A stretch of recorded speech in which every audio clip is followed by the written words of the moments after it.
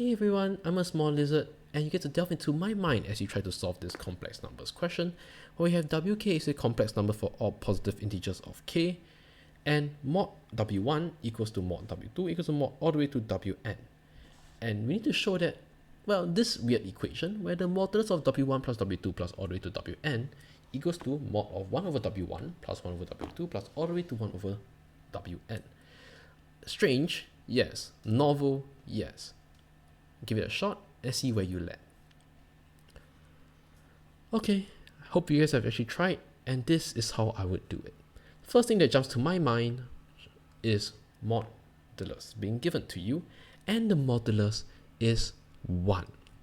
Many things can happen, many tricks available. One of them, half angle trick. This should be at your disposal on your fingertips, where we have r plus minus REI theta or REI theta plus minus r. Of course, for those who have watched my lecture, I prefer to call it the average angle trick, because let's say if REI alpha plus minus REI beta or vice versa, it's the same idea, but in this case, in this second case, you take the average angle. This then gives you, well, a single trigonometry, and then rather exponential form in a trigonometry, either 2 cosine theta over 2 or whatsoever. Alright, hopefully you guys are familiar with this. But that's not the trick here, right? You don't see REI theta, you don't see it being plus minus a constant, you just see a bunch of complex numbers added together, and the same thing on the right hand side, which is the reciprocal. What else? And the big clue is the modulus being 1, and this is the trick that solves this question. What we usually want to do is we have wk, and it's good to express it in one of the forms that involves the modulus, so either polar / trigonometry form or exponential form. The superior form, exponential form, should be used. So we have r equals to 1 ei theta, simply wk equals to ei theta. Now we look at the reciprocal, 1 over wk equals to 1 over ei theta equals to, well, following normal indices law, ei minus theta. What is so special about this? Do you see something?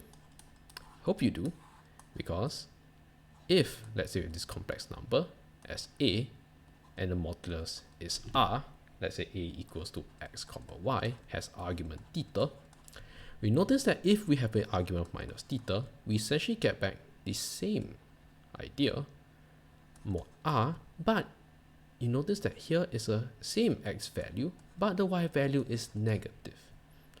And essentially, this is the conjugate. So the argument of a conjugate is essentially the negative of the original complex number. So the argument of the complex number is theta, the conjugate is minus theta. But the modulus is the same, right?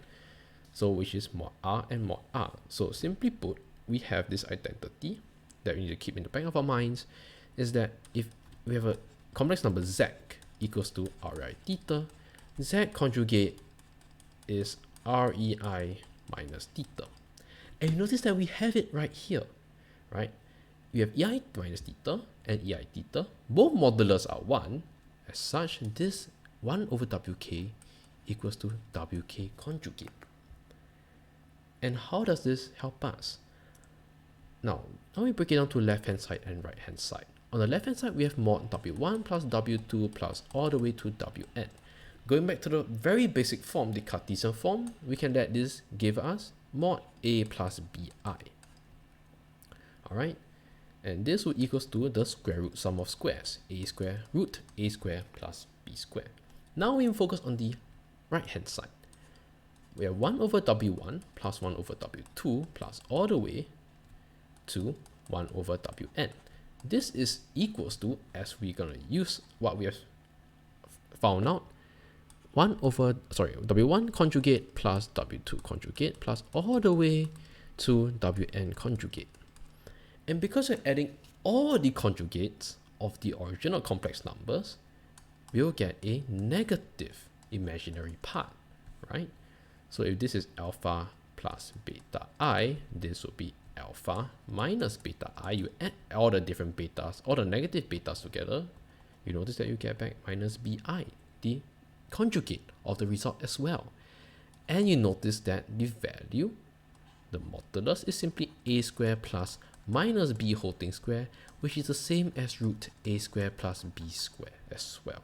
Hence, we have shown that modulus of w1 plus w2 plus all the way to wn equals to the modulus of 1 over w1 plus 1 over w2 plus all the way to 1 over wn, simply because of this idea here, where the modulus of wk is 1, 1 over wk is the conjugate. Now, I know what you're thinking. Does this apply to all modulus, all complex numbers? No, it doesn't.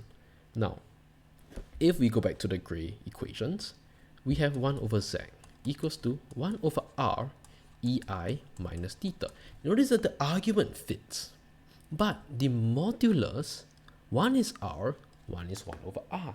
They may not be equal, right? Let's say if r equals to 2, z conjugate is 2 ei minus theta. 1 over z will be half ei minus theta. There is a difference, all right, if the modulus is not 1.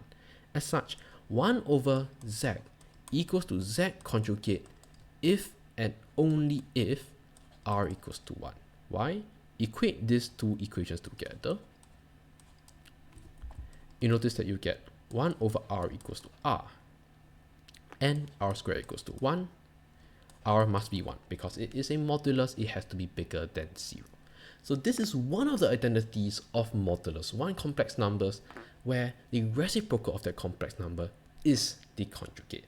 Alright, so do take note of this, and that is how I solve this question with my lizard brain.